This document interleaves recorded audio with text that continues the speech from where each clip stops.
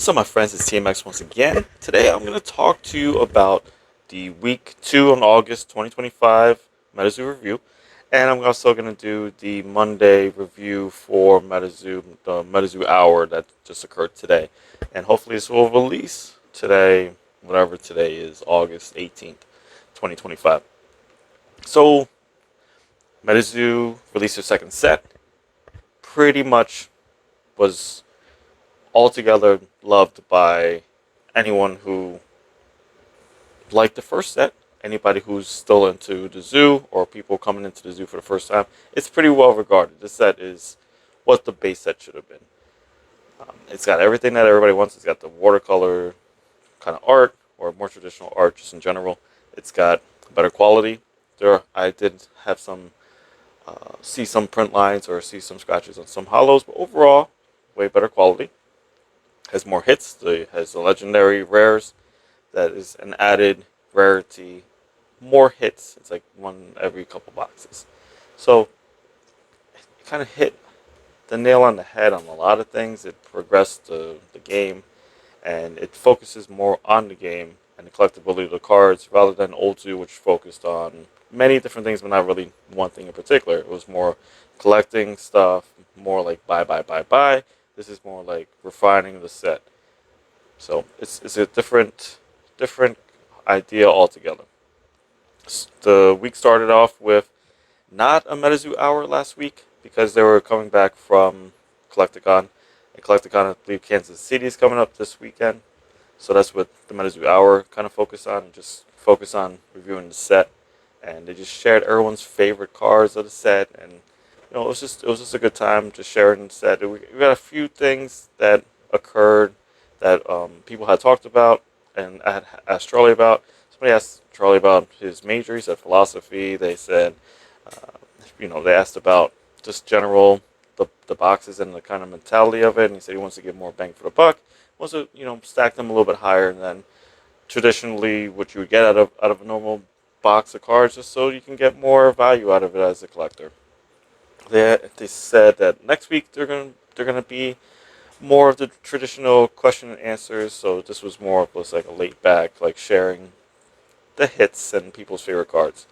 So that was the MetaZoo hour. It was pretty truncated. I think.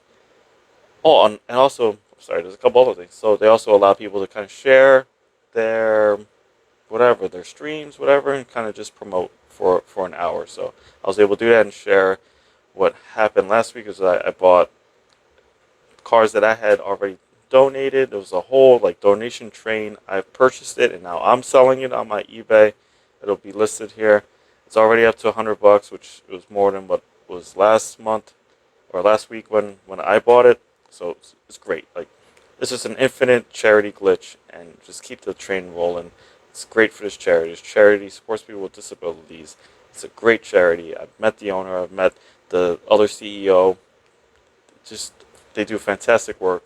I've seen it happen in person. I've seen them run charity events to buy people wheelchairs or send people to have their ramp ran fixed so that they can get to work. It's life changing stuff that they do. So it's incredible. So yeah, so basically the MetaZoo hour was just like just like a share of people's favorite things that came out of the set and just talking about the set. Next week is going to be more traditional. They're going to go to Kansas City Collecticon this coming weekend, and it's Sinkhole Sam is the promo. The promo looks great. So yeah, try to get one if you can. They're limited to 100 for the hollow, so it's something that's collectible. Back to last week, there was a streamer. It was like all cards and all gaming. He was like the pre-released. He started off doing it on the weekend. It might have been, yeah, it was like Saturday, and he got the first dibs at selling. And Charlie was on there, and he had sold signed stuff, first signed stuff. Like it was a cool, chill get together. And person was new to MetaZoo, but he held his own. I did see that there's some issues with packaging. I know I didn't get mine yet, so maybe wait before you buy it. But he did sell out and everything. He had like a bundle set that had a box, first set and second set, and it had I think two promos and maybe the two-player playmat or one-player playmat. I'm not sure, but it was a little set. They all sold out, so it was successful. MetaZoo Crew had a bunch. TQ had one. Hobby Club, which is used to be Caster Society, had one. They did like a draft, like a straight up draft, like a hobby box draft, where everyone just got one card out of the two cases, and it was just like the same beastie. I don't really like that. I mean, it was successful to them. They made a lot of money. They were making a lot of people were making like 4 or 5 times MSRP on these boxes because when you get lower to the box, right? So they're thinking that there's 2, 3 stars in every box, approximately on average. Maybe there's a little bit more. Maybe there's a hidden rare. Maybe there's legendary rare. So when you get to the end of the box and you haven't hit anything, well, the prices go up because now they're thinking, oh, there might be a little bit spicy now. There might be the hit at the center of this box. So if you get to the end of the box and you haven't hit anything, then the prices are going up higher because the demand's higher because they're thinking that there's a higher hit. So people have been doing well in that regards, but if people are just straight up selling them, you have people that are sitting in the stream that aren't selling stuff. They've been on there 8 hours, 12 hours. I saw one group poke something. There's always pocket something or Queen City cards or something. It's always something like that, like a New York City borough and the name, or it's like a very obscure rapper from the '90s and the name, or it's like Pocket Monster or something, but it doesn't make sense. It's like Pocket Umbrella. It's like, well, yeah, I mean, umbrella's supposed to be so pocket means pocket. So sometimes they just have weird names. I don't know. But anyway, so do you have a dichotomy? You have somebody like MetaZoo Crew who will have 30 people in his stream, and he's selling these at MSRP or higher.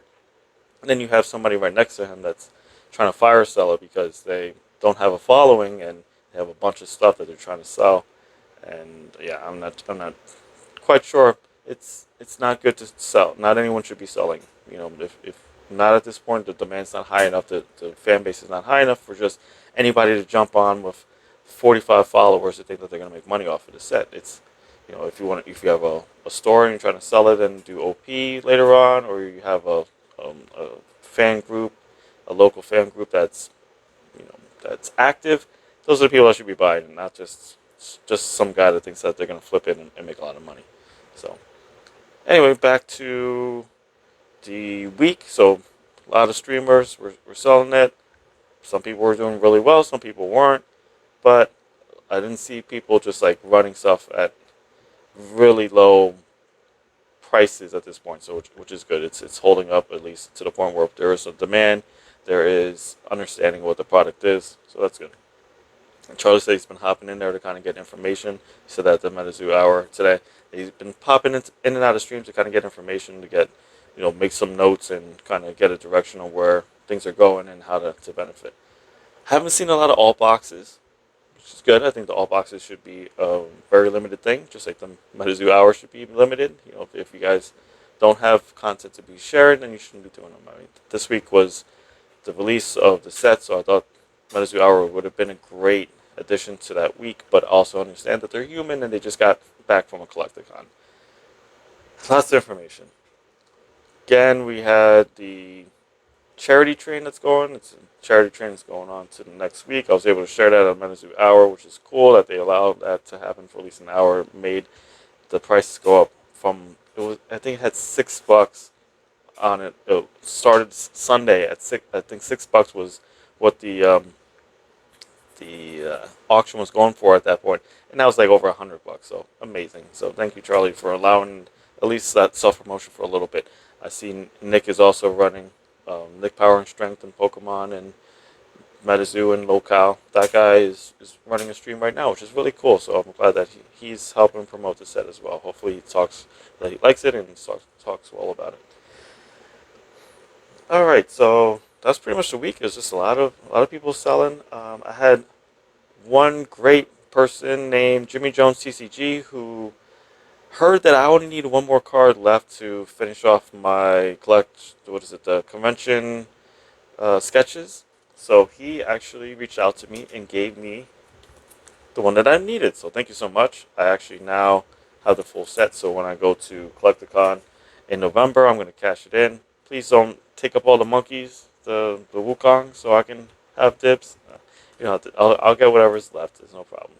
But thank you, Jimmy. I sent you some artwork. I sent 2 pieces of artwork. I did a little short video with some music behind it. Music is from Frostbite Labs. Frostbite Labs he did like a mixtape, and the mixtape is incredible. It's all AI songs, but they're actually pretty good. I can't lie. There's some songs on there that I've just been singing, and it's just I don't know. There's some bops in there. It's not like some AI songs are, you could tell that are just ridiculous, and the verbiage is kind of not what a normal human being would say. Like the sequence of words, they don't really quite make sense.